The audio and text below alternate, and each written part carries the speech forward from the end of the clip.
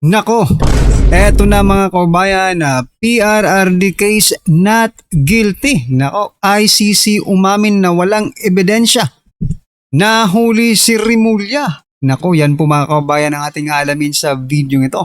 Pero bago po natin simulan yan mga kabayan, palike naman po ng video ito mga karabin natin. Malaking tulong po yan. Maraming salamat. At eto nga, pasadahan muna natin itong mga nagte-trending na mga balita dito po sa social media. Ito pong si Auntie Claire, bumanat na naman po mga kababayan kay Attorney Kaufman. Ayan. Sabi po kasi dito ni Claire Castro, Palace challenges Kaufman. Show drug killings under Marcos. Ayan. Ayon po kasi sa balitang ito mga kababayan, no? The Dallas Project of the University of the Philippines Third World Studies Center monitored 1,183 drug-related killings during Marcos administration as of February 2023 or February 23 mga kaubayan. So ayan na po, Auntie Claire, no? Yan na po yung ebidensya. Ayan, inilatag na sa'yo ni Attorney Kaufman kasi hindi mo yan nakikita eh. No? Yan pong the Haas Project. Okay? The Haas Project of the University of the Philippines Third World Studies Center. Pakibasa na lang po yan, 1,183 drug-related killings sa panahon po ng Marcos administration. Ayan, yari si Auntie Claire. Mayroon naman talaga ngayon eh, di ba? Extrajudicial killing. Ang problema lang, hindi po pinalalaki ng media. Yan ang problema dito mga kababayan. Okay? Hindi po pinalalaki yung isyong yan ng media kasi bayaran ang mga media. Nakatanggap po ng mali-maleta. Not unlike panahon ni former President Duterte. Walang envelopmental media, di ba? Sabi nga, sabi po ni sino itong batikang broadcaster na ito? Ni Sir Jay Sonsa. Envelopmental media. Okay? Walang ganun sa panahon ni former president. Kaya itong mga mainstream media, tira ng tira hanggang hindi sila natutulog. Oo, totoo nga ang balita nung panahon ni former President Duterte, hindi natutulog. Pero ngayon mga kababayan, ang balita, bukod sa natutulog, patay pa ang balita. Diba? Kaya napakalaki po ng ginagampanang tungkulin ng mainstream media. Buti na nga lang ngayon, naka-counter ng social media eh. Diba? Naka-counter po. At least kahit papano may nailalabas nga information. Okay? Paano kaya kung walang social media at ganito ngayon ang ang sitwasyon? Malamang martial law tayo. Martial law po ang kalalabasan mga kababayan. Di ba? Kasi noong martial law, mga kababayan, wala namang walang social media. Government controlled media lang ang nakakapag-operate mga kababayan. So meaning, what? Okay? Kontrolado po nilang impormasyon. Ang gusto nilang ipalabas, yun lang ang pipick upin ng taong bayan, di ba? Kaya mainstream media, nako, malaki po ang pagkakaiba ng mainstream media noon sa panahon ni former President Duterte at mainstream media sa panahon ngayon ni President Bongbong Marcos Jr. And I think, iyan po ang dahilan kung bakit hindi nakakover itong 1,183 drug-related killings ayon po sa The Haas Project ng University of the Philippines Third World Studies Center. Mga kababayan, puti nga, na-research pa ito ni Kaufman, di ba? Anyway, ito po ang naging komento ng ating mga kababayan patungkol po dyan. Sabi po dito ni Joanna, blood-related deaths, wait, ayun lang, no? No killing, just sniffing A. Si yon? Alam niyo na yung AA. Pwede drug use and tubig sessions. Tubig daw. Ayan, naano ko na yung tubig nila. We doing changes now. How about drug test? Oo nga. Paano magkakaroon ng drug-related killings record data or pagpapalabas ng mga ganitong information sa mainstream media kung mismo ang presidente ayaw magpa-drug test. Nako, di ba? Nabigla kang si Ate Clara kasi hindi daw sila tatali ng mga crimes para bumaba daw ang rate. Oo nga eh. Wala nang record, no? Para mas mababa ang rate, wag niyo nang i-record yan, di ba? Eh, paano yan? Mayroon pong nag-imbestiga, mayroon pong nag-research, no? Yung, ano yung tawag sa kanila? Yung The Haas Project. Ayan.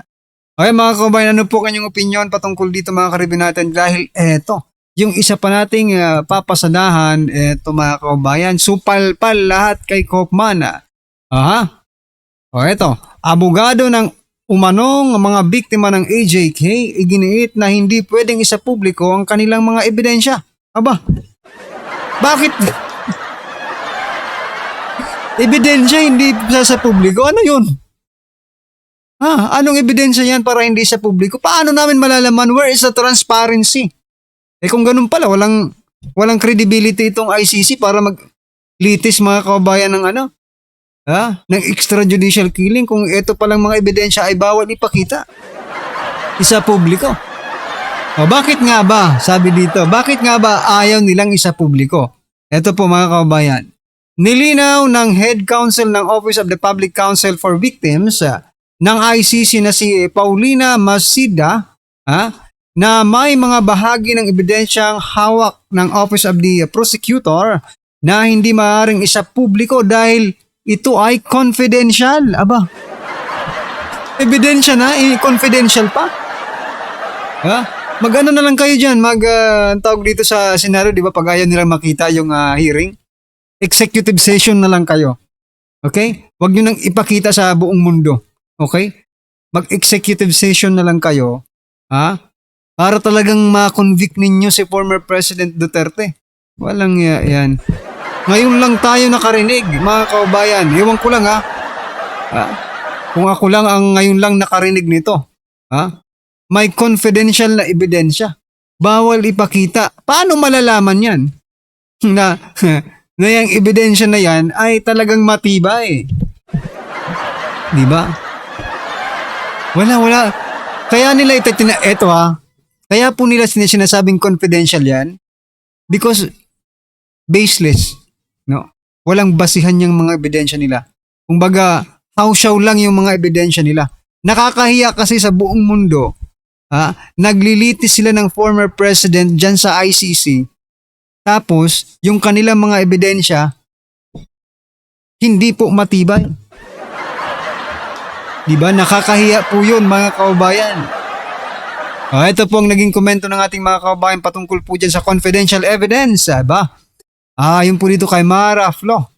They should show all the evidence in public because people have the right to see in order not to doubt about the evidences, and people of the Philippines wants transparency. No? Totoo. Bakit ba nililitis ninyo dyan si former President Duterte sa ICC? Diba? Para magkaroon ng hustisya ang sambayan ng Pilipino. Yun po ang sinasabi ninyo. Tapos, hindi ninyo ipapakita yung ebidensya? Aray ko po. Sabi naman po dito ni Larena, i-dismiss yan. Bakit ayaw isa publiko? Dapat ipresenta para malaman kung valid ba para sa mga Pilipino. Ayan. Anyway, may nakita po kong balita kanina mga kabayan. No? Yung owner po ng video na ginamit nila doon sa ICC bilang ebidensya, nagreklamo. Opo. Isa po siyang mamahayag, no? Journalist ba yon? Correct me if I'm wrong, basta ganun po ang context. Nagsalita po siya mga kababayan na hindi naman daw ganun ang concept ng kanyang video. No? Iba po yung pagkakaintindi nila doon po sa video mga kababayan. So ayan, nagnakaw pa kayo ng video, hindi naman pala sa inyo. Magkaroon lang kayo ng peking ebidensya. Dapat yung video ng may-ari ipakita doon sa ICC. Dapat makita yun sa ICC. Bakit po? Kasi halatang nagsisinungaling sila no? Halata pong nagsisinungaling silang lahat. Anyway, Ano pong masasabi nyo dito mga karibyo natin sa pagsupalpal dito ha? Ito pong confidential evidence nila. Mayroon pa confidential evidence. Nako po. Ito na, pasadahan na po natin yung video mga kabayan. Ito na po. Pero sa pag-ano ko ngayon, nakikinig ako sa ICC kanina. Sinasabi ni Attorney Kaufman, Attorney Nicolas, mahina talaga ang ebidensya ng prosecution. Napakahina. Walang ebidensya, haka-haka. Walang ano. Ayun yung pinagdidiinan nila. Di ba sinabi nga ni sa prosecution na si Crispin Remulla na ang nagsabi na wala talagang ebidensya. Simot, wala talaga kang makikita. Wala. Kaya wala silang maipakita. Kaya yung mga pinapakita nilang witness na nagsasalita doon at dinala doon na pre-vacation doon sa ICC, mga kaalyado yan ng akbayan Ito ang balita. Totoo, yung mga itsura nga nila mga kababayan, para mga NPA, di ba? Mga karibyo natin. Si iba, si Escudero, yung isang matanda, yung dalawang matanda. Para po talagang mga, no? Highly educated, highly educated NPA, mga kababayan. Ngayon, trending at pinag-uusapan ngayon sa mundo ng social media. Ang di umano'y balitang. Ito ang balitang dapat malaman ng taong bayan na pilit tinatago at pilit ayaw di umanong ipalabas ng mga bayarang media sa palasyo, kamara at senado sa publiko. Pero bago ang lahat, kung bago ka pa lamang sa channel na ito at kung gusto mo ang mga balitang politika, ay please huwag kalimutang mag-like, subscribe at i-click ang notification bell para mas maging updated ka palagi sa lahat pa ng mga bagong video na i-upload namin. At ito na nga mga kababayan, sa wakas, may malaking good news at bagong update tungkol kay dating Pangulong Rodrigo Duterte sa ICC The Hague, Netherlands, na siyang tila gumimbal sa gobyernong ngagwa ni Marcos Jr. Kaya dapat itong malaman at mapanood ng maraming Pilipino, lalong-lalo na ang mga solidong sumusuporta kay dating Pangulong Rodrigo Duterte. Para sa buong detalye, panuuri ng full video.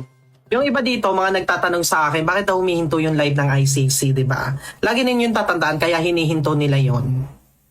Merong sasabihin yung kabila at merong sasabihin si Attorney Nicolas Kaufman. Ayun yung importanteng detalye na hindi pwedeng marinig ng iba. Kung hindi, ang judge lang ay maaaring malaman yung ganong punto. Diba? Sabihin na natin yung salita, yung impormasyon. Kaya nadidelay yun. Alam niyo, sa pag-ano ko ngayon, nakikinig ako sa ICC kanina. Sinasabi ni Attorney Kaufman, Attorney Nicolas, mahina talaga ang ebidensya ng prosecution. Napakahina. Walang ebidensya, haka-haka. Walang ano. Ayun yung pinagdidiinan nila. Di ba sinabi nga ni sa prosecution na si Crispin Remulla na ang nagsabi na wala talagang ebidensya. Simot, wala talaga kang makikita. Wala. Kaya wala silang maipakita. Kaya yung mga pinapakita nilang witness na nagsasalita doon at dinala doon na pre-vacation doon sa ICC, mga kaalyado yan ng akbayan. Nakita ko yung mga picture nila Alam niyo, sa totoo, nakakapagtaka daw yung iba. Bakit parang sa mga ang dali daw intindihin yung explanation? Alam niyo, nakilala talaga ako sa politika. 2022. Politics vlogger ako. Politika vlogger. Yan. Hindi ako sumasali sa mga bandagulan na walang mga alam. Ganyan. Yung meron lang masay, aasarin ka, yung mga ganyan. Pero kung titignan mo yung mga utak nila, wala talaga. Wala ka talaga malalaman. Funny moment lang yun, hindi siya yung tipong ganyan. Pero lagi ninyong tatandaan, basta yung prosecution ay talagang mahina yung ebidensya nila. Yun yung sinasabi ni Attorney Kaufman Ayun, mahina talaga yung ebidensya nila. Kasi noon pa man nagpalitan na sila ng ng mga reklamo o yung laban nagpalitan sila ng mga sagot. Kaya ngayon dito natin malalaman, hindi ko alam kung kailan i-announce. Kung, di ba sabi nga ni Attorney Kaufman sabi niya, sinabi sa judge na pauwiin na si Rodrigo Duterte, ang dating presidente ng Pilipinas. Ayun yung hiling niya sa court na wala naman talagang matibay na ebidensya. Sa kamay na lang ng ICC yung yung sinasabi. Pero kung perahan ng basihan doon, kahit anong sabihin at alibay ni Attorney Kaufman dyan sa ICC, wala. Hindi ka din makakakuha ka ng hustisya dyan. Alam niyo sa korte, hindi pa pwedeng alibay-alibay, ebidensya ang labanan, hindi haka-haka, hindi yung sinasabi niyo, ganito, ganyan, nakita ko. Wala Sinasabi niyo 30,000 ang mga biktima. Yung mga, ilan lang ba yung pinadala doon sa ICC? Wala pa atang 100. Masasabi yun, 37. Ayun ba yung sinasabi niyong Tapos yung mga police report, meron sila sinasabi, pinatay yung ganito, ganyan. Nako, yung yung binibigay ni Attorney Kaufman, hindi naman namatay sa, yun, sa drugs ni Duterte. Kaya mahina. Yan. Alam mo sa totoo lang, doon lang ako sa tama. Never akong kakampi. Kasi sa totoo lang, merong sa akin na dumating yun sa punto na, oy, sirain mo to, yung ganito, ganyan. Bakit ko sisirain yung tao? Gago. So yan mga kabayan, ano po ang inyong opinion sa mahinang ebidensya ng prosecutions dito po sa kaso ni former President Duterte? So sana matapos na nga po ito at para makauwi na po si former President Duterte sa ating bansa. Nako, malaking pong kasiyahan ang ating makakamtan lahat pag nakauwi dito si former President Duterte. Ayan mga kababayan, ano po ang inyong opinion, reaksyon patungkol po sa video ito? Just comment down below at syempre huwag pong kalimutang i-like at i-share po ang video ito. Malaking tulong po yan mga kababayan. Maraming salamat po.